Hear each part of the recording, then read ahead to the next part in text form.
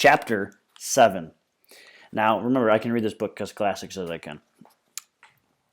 Chapter 7, Walking High Above the World. You ever notice how the smell of gunpowder makes you thirsty? Because after the fireworks, I'm aiming us for where the food carts are parked along the street, thinking about an ice-cold lemonade, how clean it will taste, and for a moment I almost forget that Freak is riding on my shoulders. Amazing perspective up here, he's saying. This is what you see all the time?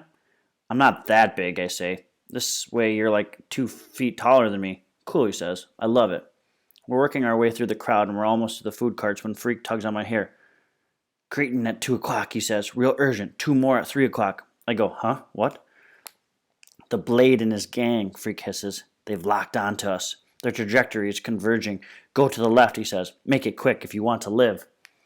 Too bad. I'm a little confused about rights and lefts. If I don't think about it, I know. But if I have to think about it quick, my mind goes blank. Right? Left? What does it all mean? Left, Freak says, and he kicks me with his little foot, like he's digging into a horse, and it clicks in my head. Go that way. Follow the feet. Faster, Freak is saying. He's urging me on. It's lucky for me the little dude doesn't have any spurs, but I don't care. I just want to get clear of Blade. Warp factor 9, Freak is shouting. More speed, or almighty beast. Now I'm running at full gallop, weaving through the crowd. I don't even need to look back. All I have to do is follow the way Freak is kicking his feet, steering me. I'm pretty sure we're getting away until the punk comes out of nowhere. He's one of Blade's gang, and he's got this big, ugly grin. Over here, Tony. Got him cornered. What do I do? I say to Freak. He goes, I'm thinking. I can hear Blade before I can see him. Hear his wicked laugh, so mean and dirty it makes my stomach freeze up and my knees feel squishy. You, the Freak, you and that giant retard. I'll cut you down to size. Dice and slice, baby. Freak showtime. And now I can see him. See that pointed white grin and his eyes so dark and cruel. He's swaggering through the crowd. He's got us surrounded with punks everywhere. I turn, there's another mean face trying to look at as tough as Tony D. In a small voice I say, tell me what to do. And Freak pats me on the shoulder and says, just give me a nanosecond to process the alternatives. Slice and dice. That's Blade, and he's reaching into his back pocket. Make it quick, I hiss. And then Freak is kicking at my right shoulder, and I turn that way, and he's saying, go, go. I run right over this punk. He's so surprised he loses his bubble gum. He tries to grab my leg, but I kick free. I'm running right and then left, running blind, just like letting Freak decide which way we should go because he must have a plan. A dude as smart as that, which I'm right about. He does have a plan, only the plan is to run out into the smelly mill pond and drown us both. Go on, he's shouting from above my head. Trust me, we'll be okay. Blade is shouting too, and I can hear his feet pitter-pattering behind me, catching up. Warp speed, Freak is shouting, and he's kicking with both feet now, which means go straight. Head for the H2O. The pond is right ahead of me, and I'm sort of running along the edge, crunching over the bottles and cans and candy wrappers. And then I hear a zingy sound, and I just know that Blade is swinging a knife, cutting the air right behind us. And there's somewhere to go but into the pond. There's nowhere to go but into the pond, like Freak wants me to. I almost lose it right there, taking the first step because it's a gunky pond and the mud is really oozy and deep and it sucks right up to my knees. But I'm so scared of getting cut by Tony D, so scared of he might bite me with those wicked teeth. I just keep going. There's this green, ugly sucking sound as my feet coming back up out of the mud, and I stretch out as far as my legs will go. And I take another step, and I just keep going. I'm going as fast as the water is up to my chest before Freak gets my attention. He's tugging at my hair with both hands. Whoa, he's saying, slow up. We did it. The mud is up around my knees, and he's real hard to turn around. Finally, I get so. I'm facing back to the shore, and there's Blade, just his head above the water. And he looks all white and scared. Help! He's blubbering, choking on the dirty water, and his punksters are splashing in to rescue him. Man, they can hardly get him loose, the way he's stuck deep in the mud. And before they drag him to shore, they're all covered with slime and mud. They're gasping like fish, almost too tired to cuss us out. But that doesn't last. Blade is covered with mud right up to his neck, which on him looks natural. He turns to his gang, who looks as slimy as he does. Get some rocks. It's target practice time. What do we do now, I ask, because the mud is still sucking me down. It's over my knees now, and the water is right up under my arms. Even Freak's feet are getting wet. Wait, Freak says. The cavalry is coming. Can't you hear that bulge? Or that bugle? I'm listening, but I can't hear anything except for Blade and his gang, and how they're scrambling around trying to find some rocks to heave at us. I can see Blade rearing back to throw, and the first one misses us. Can you move? Freak says. I don't think so. It's true. The mud is up over my knees, and I'm locked in place. I can't even fall down. That's how stiff it is. I'm like a big fence post, and everybody knows a fence post makes a good target. More splashes as the rocks fall short. At first, they're throwing stuff that's too heavy. Pretty soon, they smarten up, and Blade says, "Smaller rocks, get me smaller rocks." And I know in my heart we are doomed. Then up above me, there's this really loud, high-pitched screech. Freak has his fingers in his mouth, and he's whistling, real shrill and shivery, and so loud it almost hurts my ears. Then I see what Freak was seeing all along, a cop car cruising real slow along the road around the pond, which is what they always do after the fireworks. Freak is whistling, and the cop car's spotlight comes beaming around the pond until it settles on us. I'm blinking because the light is so bright, and Freak is making a fuss and waving his arms, and we hear the metal megaphone sound of a cop voice ordering us not to move, like we could, even if we wanted to. It's hard to see in the glare of the spotlight, but Freak tells me that Blade and his punks are running away like snakes on sneakers. Freak says, "Officers!" Freak is shouting onto the way. "We request assistance." They finally have to use ropes to pull me out of there. Freak won't let go. He stays right where he is on top of my shoulders, even when the cop on the boat tries to lift him off. And then we're up on the bank of the pond, and everybody's being real nice and giving us blankets and cokes and really saying they know all about Tony D. They'll keep an eye on him. Don't you worry. "Okay, boys, you'd better give us your names and we'll call your mothers," this one cop is saying. And there's this other guy who's looking at me funny. He says, "Hey, isn't that the Kenny Kane's boy?" "Must be. Old Killer Kane. Is he still inside?" Freak is still holding tight my shoulders, and when they ask him for his name, he says, "We're Freak the Mighty, and that's who we are. We're 9 feet tall, in case you haven't noticed." And that's how it started, really. How we got to be Freak the Mighty, slaying dragons and fools and walking high above the world. End of Chapter 7. Chapter 8. Dinosaur Brain. It turned out to be a cool summer. I figured we'd get in trouble for running into the pond.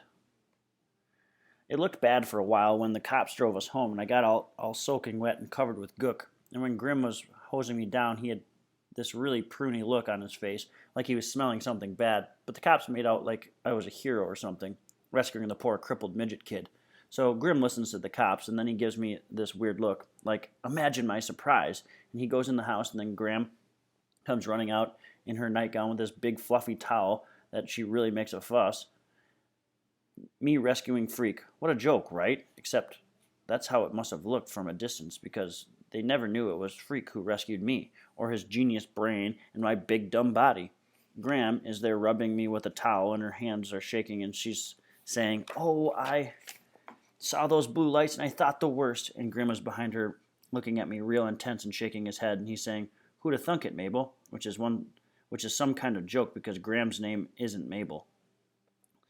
Anyhow, they take me inside, and the first thing Graham does is give me a bowl of ice cream. And Grim, he keeps shaking his head, and he goes, "What this young man needs is a cup of coffee, real coffee." And then he gets busy putting a filter in the machine and measuring out the coffee and standing by while it drips through. And he's got his stern look, like he's thinking deep thoughts. By the time I polish off the ice cream, Grim is handing me coffee in a china cup from the set they never use. He gives me the cup like it's a really big deal, maybe because I'm not allowed to drink coffee yet. And he's so grim-like and serious, I open my mouth to say, "What's the big deal? You really think this is my first cup of coffee?" "Yeah, right." And something happens, and the words come out, "Thank you, sir." And it's like I'm possessed or something. I have no idea where the things I'm saying are coming from or why. I go, "Thanks for the towel, Graham, and the ice cream. Could I have sugar in the coffee? 2 teaspoons, please." And Grim claps his hands together, and he says, "Of course you can, son." And it's like, whoa, because he never calls me that. Always Max or Maxwell or that boy.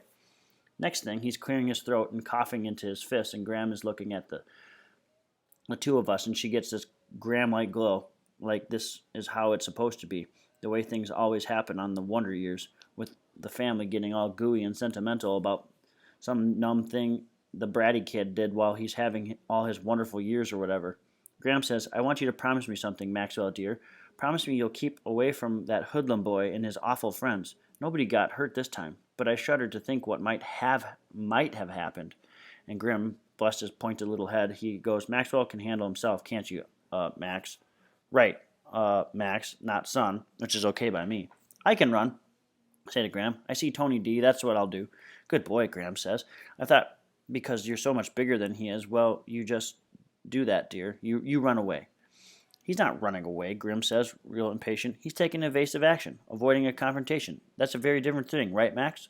I nod and drink my coffee without slurping and decide it's better not to mention that Tony D carries a knife and he's probably got guns. He's probably got guns too, because then Graham would only worry, and she's such a clunker when she's worried. Like I said, it turns out to be a pretty cool summer. Usually what I do is just hang around. I look at my comic books and watch the tube, or go shopping with Graham if she really makes a fuss. I hate the beach because the beach is stupid. The cool crowd looking sleek and tanned aren't we gorgeous? And because if we saw me lying on a blanket, you'd go, hey, why is that albino walrus wearing sunglasses?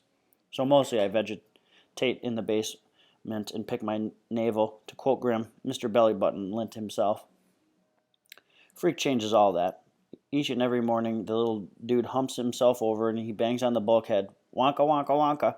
He may be small, but he sure is noisy. Get out of bed, you lazy beast.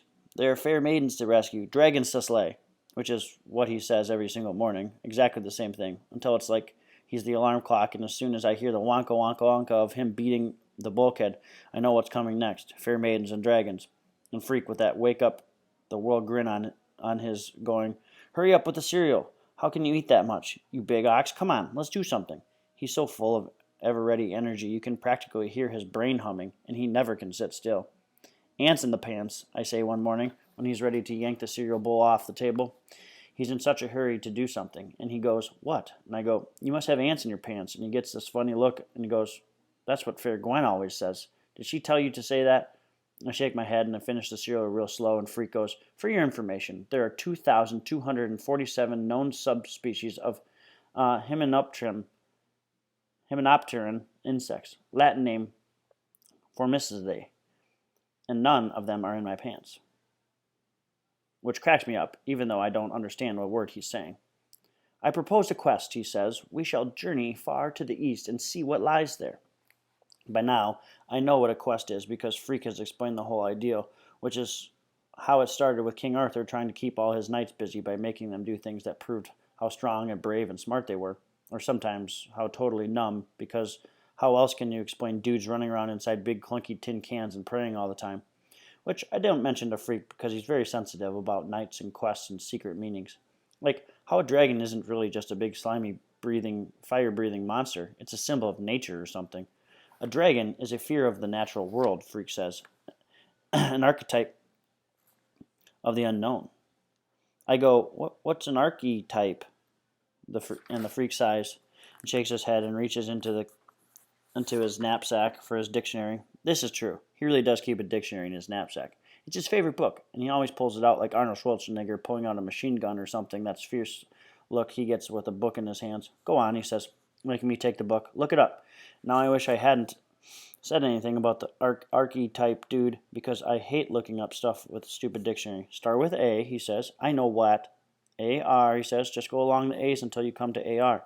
Yeah, right. Easy for a genius to use the dictionary, since he already knows how to spell the words, and R's never look like backwards E's to Freak, which is the way they look to me sometimes, unless I really squint and think about it. Careful, he says. You'll bite off your tongue, and then we'll have to waste the day at the emergency room getting it reattached.